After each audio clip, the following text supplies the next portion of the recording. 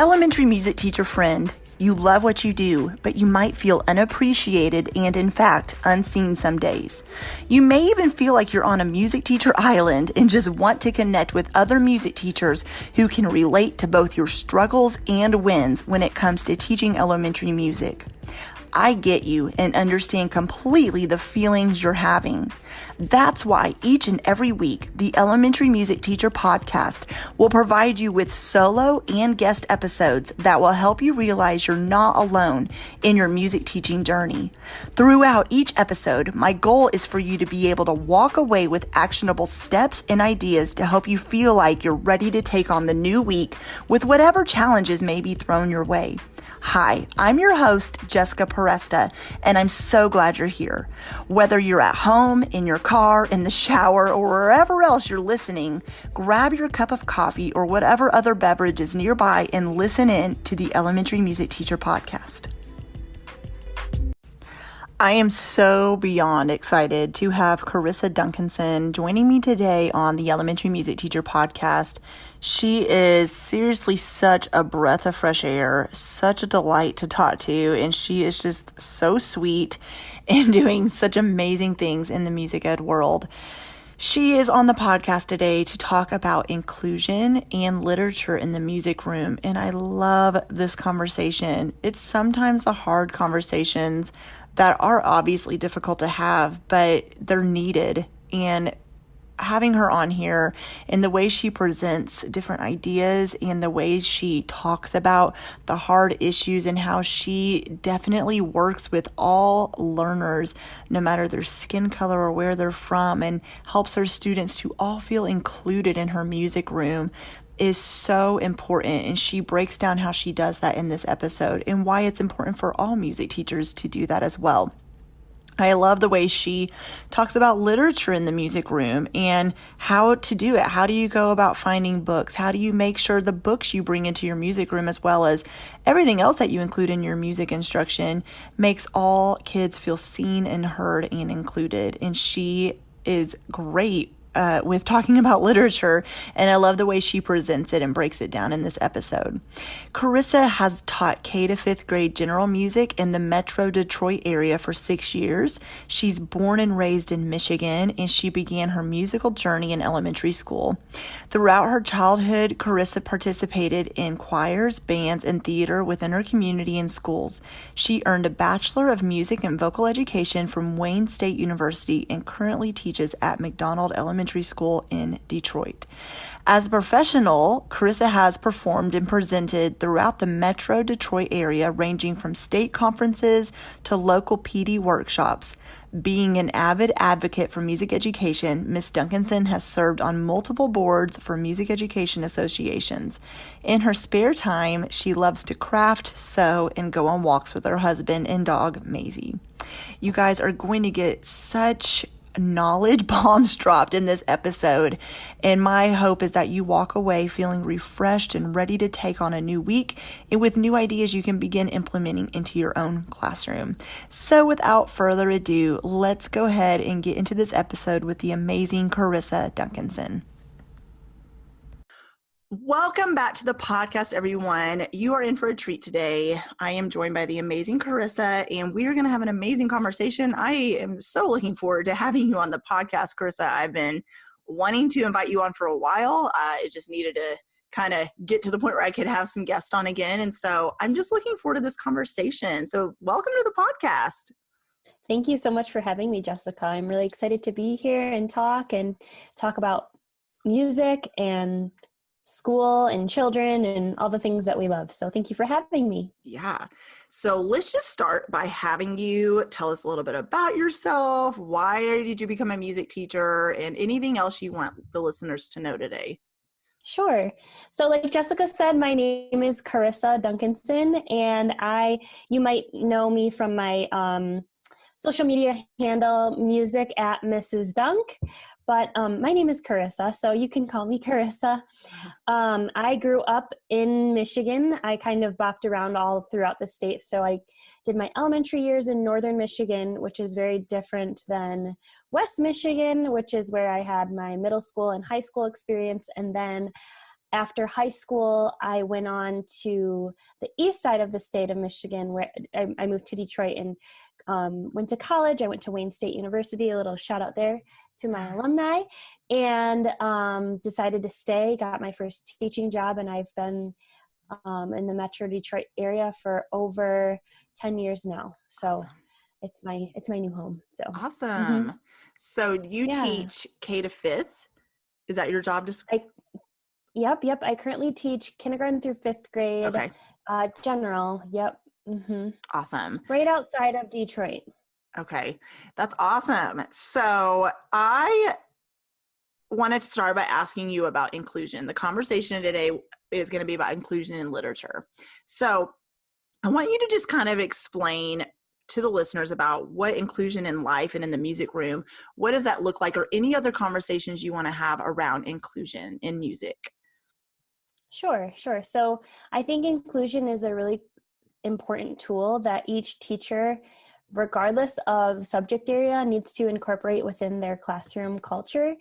And for me, inclusion is allowing every child to feel and to know that they have worth and that their teachers see them fully. So see their differences, see their nationalities, see the languages, and embrace that. And one of the things that I think made me really, maybe not know how important it was, but it made me have a longing for inclusion was my own experience as a student. I remember at a very young age, I grew up so my schooling experience, I was very frequently the only child of color. And so, and for the listeners, I am a biracial adoptee, but from just looking at me, you see a Black child, at the time a Black woman. So it was really, I stood out. And I remember being very young in elementary age, and then as I got into middle school, I had teachers tell me, well, Charissa, we don't see you as different. We don't see that. Literally right after kids were making fun of my hair or my skin.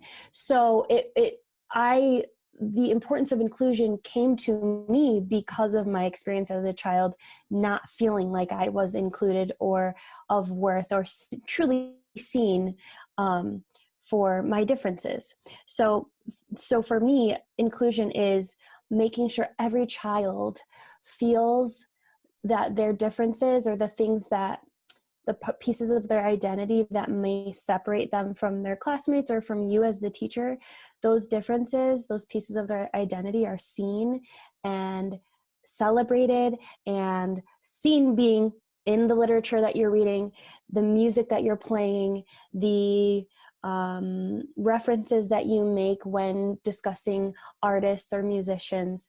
Your children see themselves in the resources that you are giving your students. So that's what it means to me. Love that so much. Oh my goodness. I just love your story, and thank you so much for being vulnerable, first of all, and sharing that. I wanted to ask you, so when a teacher says something like, oh, I don't see you any different, or there's no differences in here, we're all the same, to you, the child of color, you're probably hearing, well, wait, so you don't see me and my skin and everything about me that makes me different? And so teachers listening to this who have used those phrases, this is not a guilt trip. It's not you should feel bad, but at the same time, moving forward, it is important to kind of reevaluate the way they speak to children. Would you agree with that? Absolutely. Words are so important, and children might not remember the exact verbiage that you use, but they're going to remember how they felt when you talk to them, especially about their own identity. So for me, I remember a specific situation in like 7th grade. A teacher had told me, well, we don't see you as different. And I just remember being like, you are a liar. Like, you lie. Well, because you can see me, like, you know, like your eyes. Yeah. That in that instance, that teacher had just witnessed me being bullied. So I was like, what are you talking about?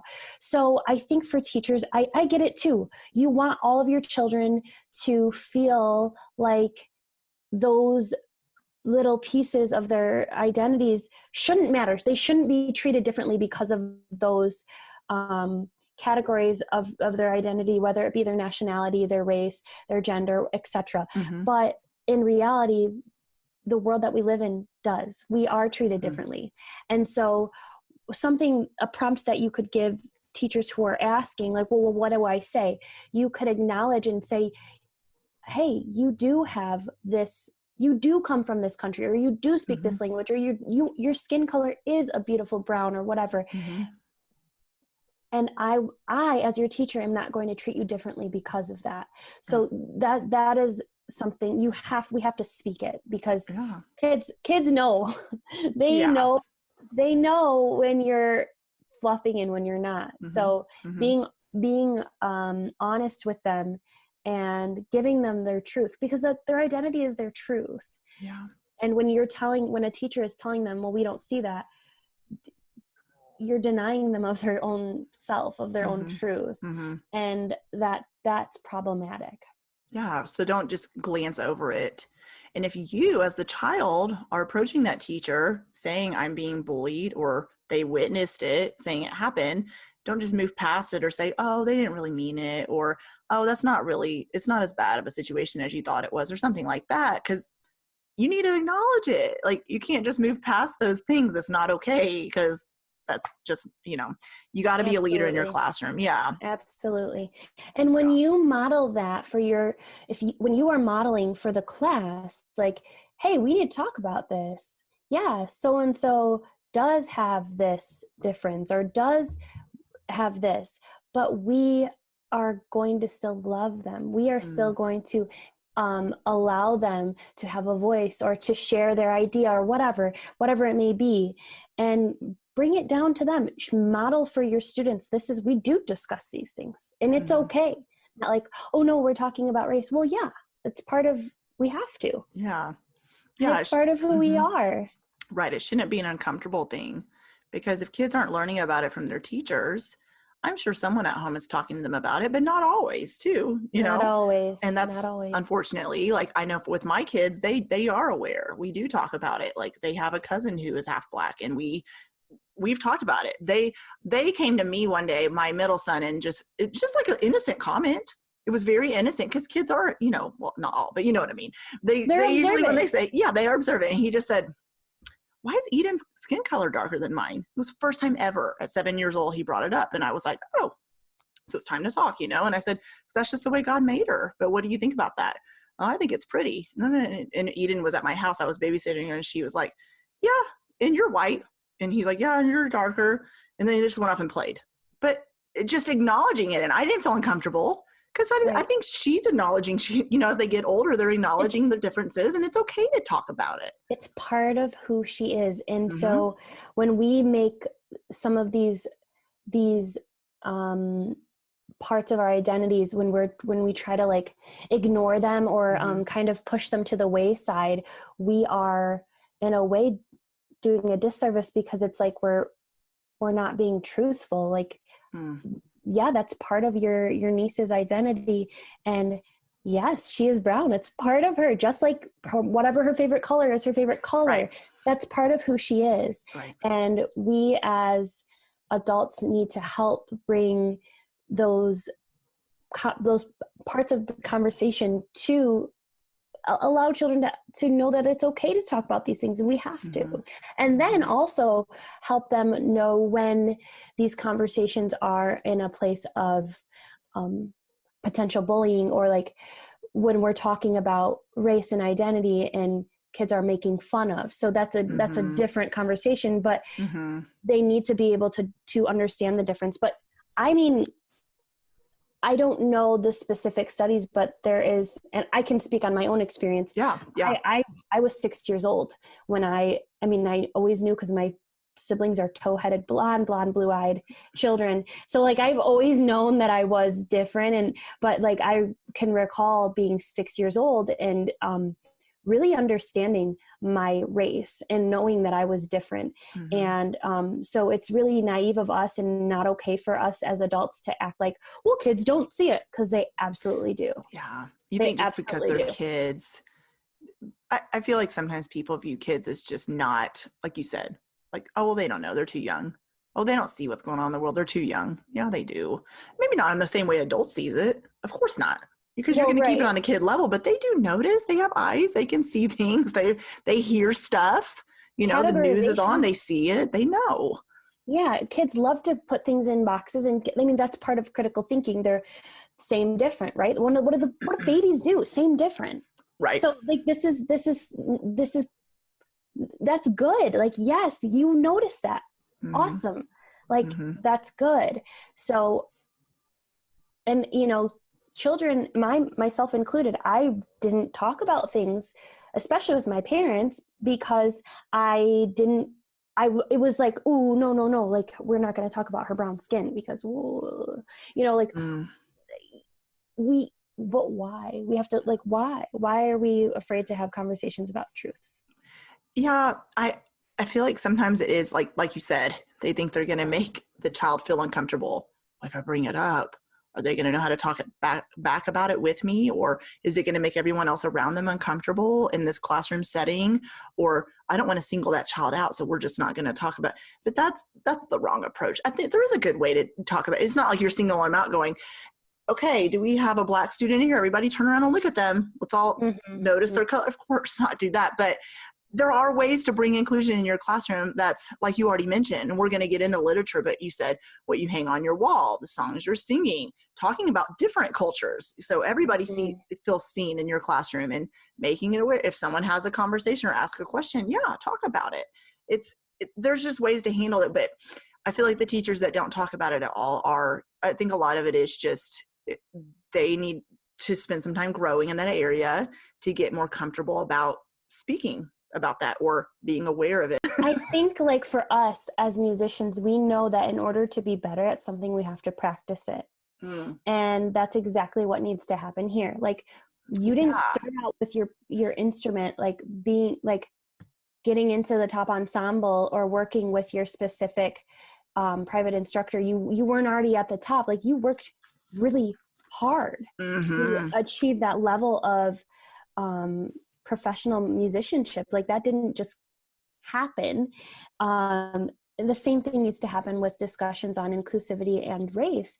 We have to practice these conversations and model these conversations and listen to podcasts and read literature and really practice this type of conversation, because so many of us, and an intent, I'm throwing intent out the window. Like, I know, like, people weren't intending to be exclusive. I don't think people were trying to be exclusive. Right. And that's part of the problem, right? That ignorance, or that not knowing, we're done with that. We need to now be actively practicing and working on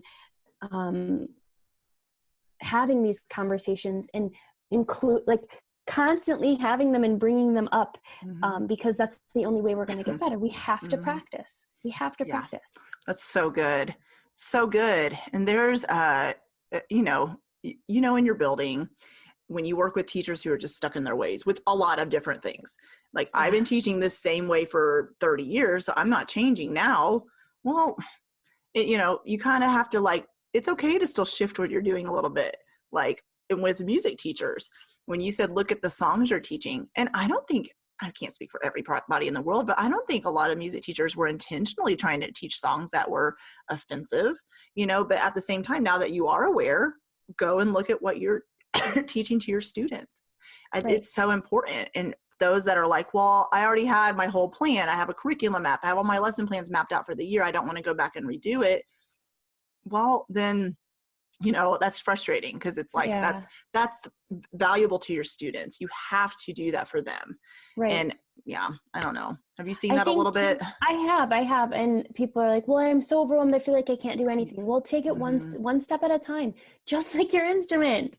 Like, you have to take it one step at a time. So, okay, I know where this song comes from. I know who the people that it came from or whatever. I know that this song is an appropriate song. That's where you start. Awesome job. You know the historical context of the song, you know the cultural context of the song, et cetera, and go from there. And then build your life. You know, like it's not. And then when you are presenting a song, just check. Just look. Ask a colleague. We are so connected, and especially right now with the situation with COVID, like we've been forced to kind of be solely online. There are so many resources that we can access to check ourselves. And if you are feeling overwhelmed, just start with one. That's good. Just start somewhere. It's baby steps, you know. And I've had conversations with teachers I work with, and I tell them that when you were a first year teacher, or if you are going into your first year teaching, you don't just know how to do everything. I mean, I did not. You learn as you go. And then you're like, oh, that didn't work. I'm going to try this instead. Oh, I'll try this. Or that didn't resonate well with my students. It's the same way with COVID and learning how to teach online or whatever your school district asked you to do. But also with like reframing what you're teaching to your students, the songs you're teaching. Like you said, if you look at something and you say, this isn't right, or for me, a lot of times I can see the song lyrics and think, even a nursery rhyme. And I'm like, I remember going back at some nursery rhymes and looking at them and saying, this doesn't make sense. So when some of the words just don't make sense because they're old. And when I look it up and it's like, oh, that's not okay. What nursery rhyme could I plug in here instead? And that's what you do with any song. What song, okay, if I'm wanting to really focus on this concept, this teaching skill in my music room, what song could I plug in there instead? You know, there's so much literature out there. My gosh. So it's not a lack of saying, well, if I take this out, I'm not going to be able to have anything else to teach. Yeah, you do. There is so many. I mean, gosh, there's resources upon resources upon resources out there. It, like you said, it can't be overwhelming.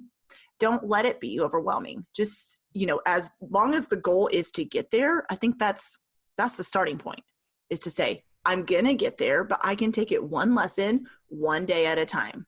And if I mess up and I accidentally do teach a song that I probably shouldn't have taught, I'm going to give myself grace and just not do it again. It's fine. Absolutely. You know, absolutely.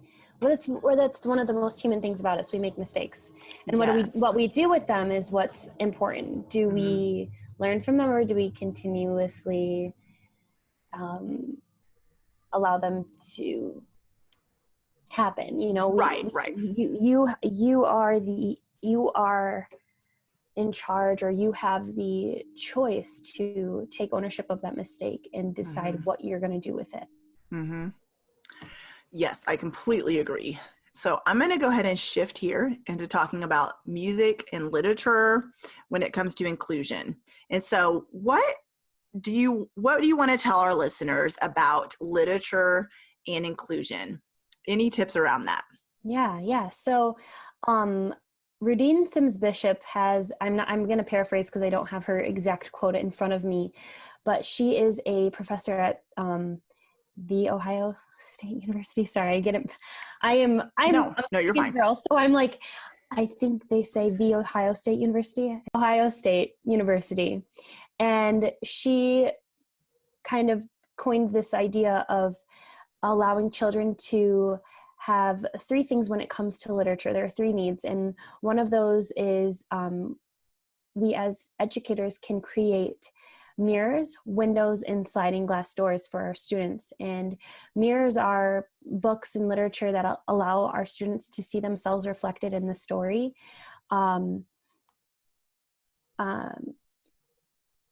Windows are books or literature that allow students to see others from their perspective, kind of looking out that window. And then the last perspective is sliding glass doors, and sliding glass doors are books that allow children to kind of open a door into a world or an opportunity that they might not have seen before. So I love to use this idea when thinking about inclusive literature. And you can do this as a teacher by there's a couple things you can do. You can just think about your students and think about their identities, what their racial background is, what their cultural background is, what language, what nationality.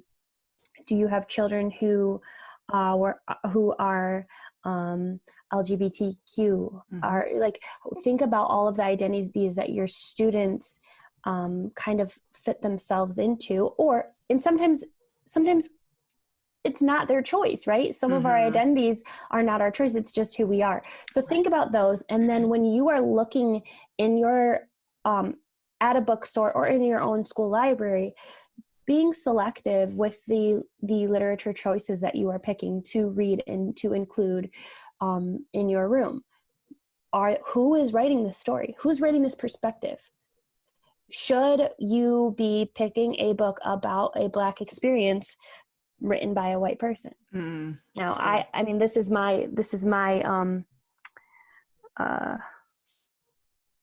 my notion, my thinking, but I would not want to share that point of view because it wouldn't be truly reflective. And so just allowing your students to really truly see themselves. So who's writing it? Who's illustrating it? Will your students see themselves, or can you be that sliding glass door for them by picking a book that maybe they've never experienced Korean culture, X, Y, or Z. And when you pick that Korean book, who wrote it? Yeah. Is it written by an American person or somebody who really truly doesn't understand Korean culture, or is it written by somebody who has lived that experience? I think that is one of the best gifts you can give your kids, is giving them resources, and specifically when talking about literature or music, giving them authentic resources so that they can truly feel included and truly see themselves or see their classmate who is from a different category than themselves.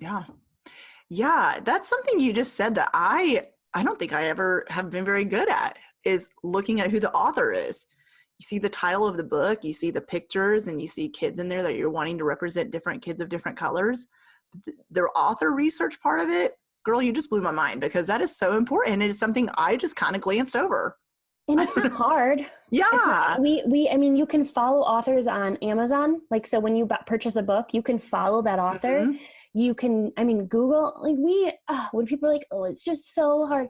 Really? It takes 1 second. Hey Siri. And my Siri just like woke up on me right here. She's like, yeah. What do you need? It is so simple. Just a quick, oh, okay, this is where this author is from. This is their experience. Most authors have websites with their bios and who they are and what they do. And this is not me saying like, no white authors. Like, I'm not saying that. Because I think that I know there are amazing resources out there written by white authors. However, I think it's something to think about. I think it's important when you're talking about authenticity and allowing your students to truly feel seen. They need to see people like them telling the stories about the experiences like their own. They need that. That's good. And they deserve that. Yeah, that's good. I want to ask you, when you're incorporating literature into your classroom, what are your favorite ways to do that? So I start with, I love books. So I love my local library and my local bookshop. So when I go into a bookstore, I kind of have an open mind. I'm not even really, I don't usually have something like specific that I'm looking for. I let the books find me in a way. So I will first, usually it's the illustration that catches my eye, or a title.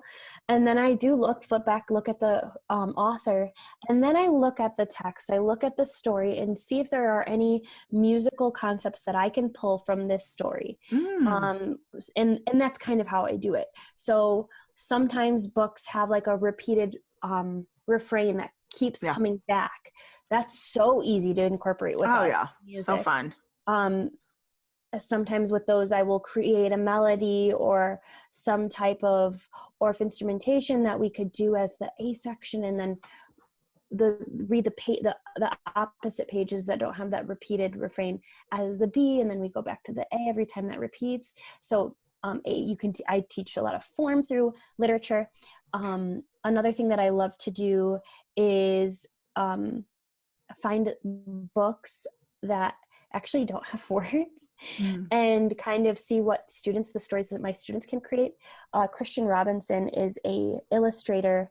Well, he's an artist, and then he started illustrating some books, and then he started writing his own. And one of his books is called Another, and there's no words. And I have students that just love that book because they see the story. I had a 5-year-old student who wasn't really reading yet, and she's like, so then this, and she was like, I'm like, girl, where did you're making these words? And she just had the whole plot, and she created it. And then we talk about, okay, well, how can we make it musical? What could we do at this part? Oh, she's going up. What could we do? I love it. She's climbing up, and okay, so now she's under the blankets. How could we make that sound? Or how could we make that musical? So kind of doing, I don't know, I'm a lot of people, it might think it's a little bit out of the box or a little too much, but those are kind of the things that I do when I'm finding literature. I'm not going to lie. There have been times when I'm like, okay, I need to specifically find this. Like I'm looking for a Native American story to teach blah, blah, blah, blah. So I do go sometimes looking very specifically, but the majority of the time I'm entering a bookstore, it's like with an open mind, and then they come, the lessons just come to you. They Love it. They come. Yes. You can do so much with books. Oh my gosh. There are books that already have action words. So if it's saying movement, jump, oh my God. Yes. Jump, stomp, leap, whatever.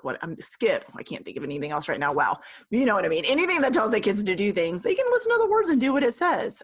So fun.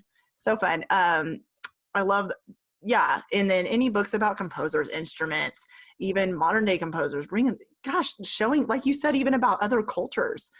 These kids can't travel to other places, and there's so many different websites where they can explore music or see that the culture of that particular country. But being able to read a story, I mean, kids see themselves in stories, like you said, is so cool. Oh my gosh, I love all of that.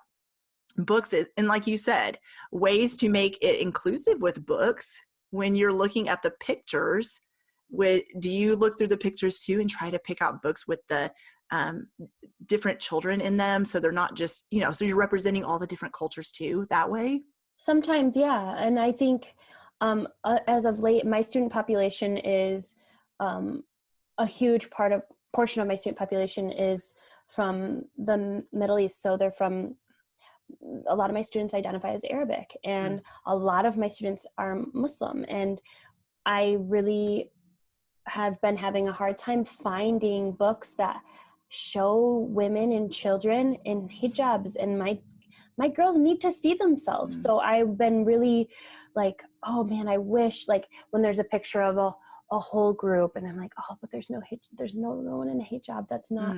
So like I've been really trying to find, and then letting authors know, like, okay, most authors and illustrators are on social media. I love contacting them, and most have been really responsive to me. Like, hey, I noticed this story and you chose to illustrate somebody in a hijab. Thank you so much. My students will be able to see themselves and feel seen. Like, thank you. Like we are so connected at this time with social media and just the internet that can go a long way. And then, I mean, you are planting in a seed. Oh, that somebody saw that somebody needed that. Yeah. Okay. Yeah. So, I don't know. I just went on a little tangent there, but no, you're good. No, you're good. So when you're thinking of bringing literature into your classroom, like you said, you let the books find you.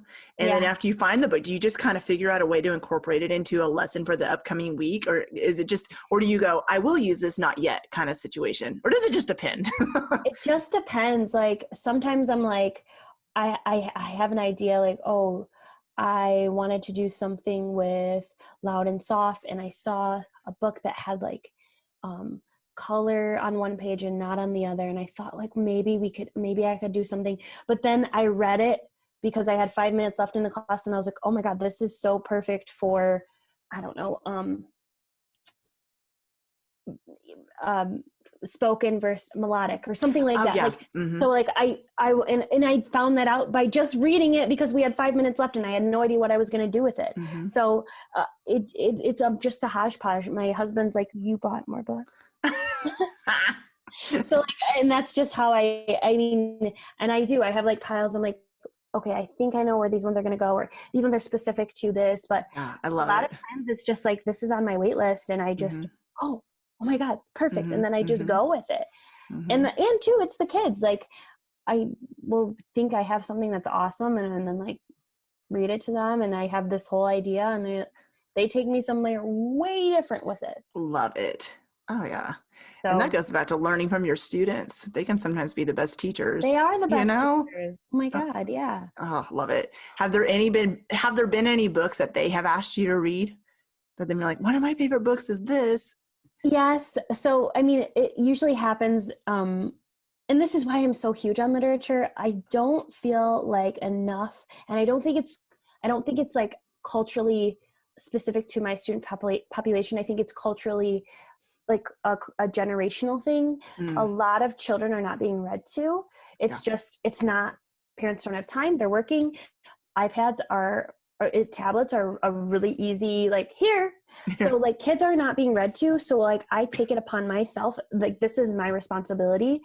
I need to be reading to kids because they're not being read to. So to go back to your question, do children ask specifically about a book or X, Y, or Z? It tends to happen when I introduce a book in kindergarten and they love it. And then they come to me in second grade and like, do you remember that one book? Aww. Oh yeah, let's read it again.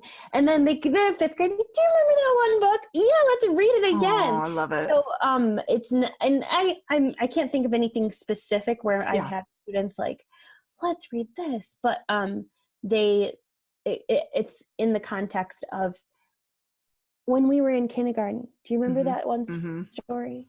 So that's kind of how it's been. And that's why I think it's so important that we take on that responsibility, because when we are the seed, we plant seeds of love for music and understanding of music and importance of music, but we can also, while teaching musical concepts, plant a seed to love reading, literature, and it's not hard. Like I'm teaching all of the curriculum that I'm supposed to. I'm using this book as a additive to teach whatever. I mean, and some of the things are even as specific as one of my favorite books is it's kind of like a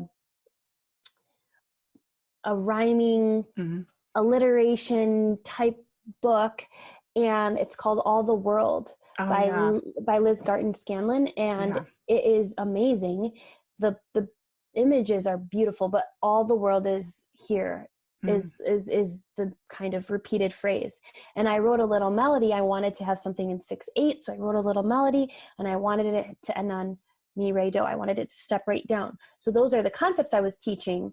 We're going down, you know? Yeah. But like I was able to kind of use that book as a tool to teach ending on do and melodic direction and just stepwise, you know, and then we practice what instruments can we play that pattern on, and then we try it on the drum. Nope. Okay, we try it on this, we try it on our bodies, kind of, you know. So we really, literature can be just a simple additive to what we do as musicians and music teachers.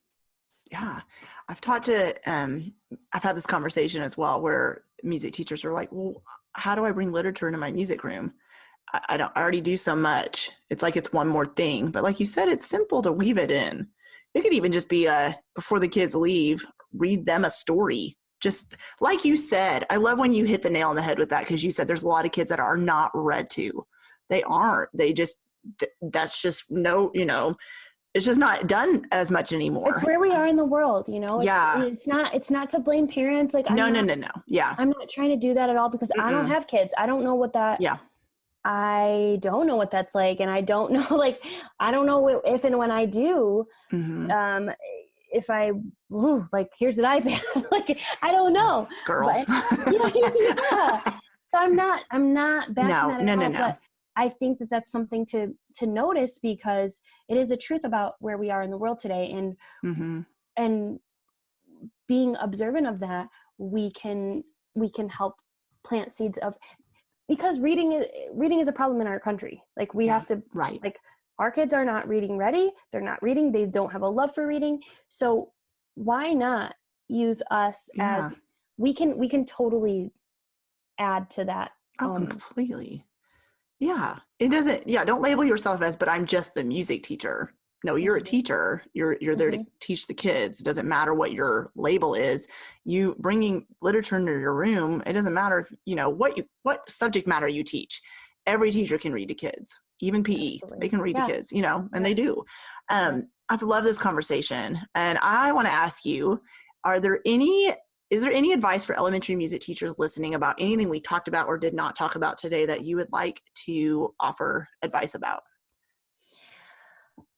My biggest advice is to just be okay with change. Mm, I've just completed my 6th year, and I'm still a baby teacher, right? Like, I would not consider myself a expert in any way, or like you said, like, oh, I've been teaching it this way for this long. We mhm, be flexible and be okay with change, because when you are able to accommodate and adapt, you you are building a skill that is one of the best skills that you can have, that ability to be flexible, because children inevitably are going to be, we're mhm, constantly like, okay, we're not doing that anymore. Like, mhm, I mean, and I know a lot of teachers already are, but taking that idea and really spreading it across mhm. all that we do.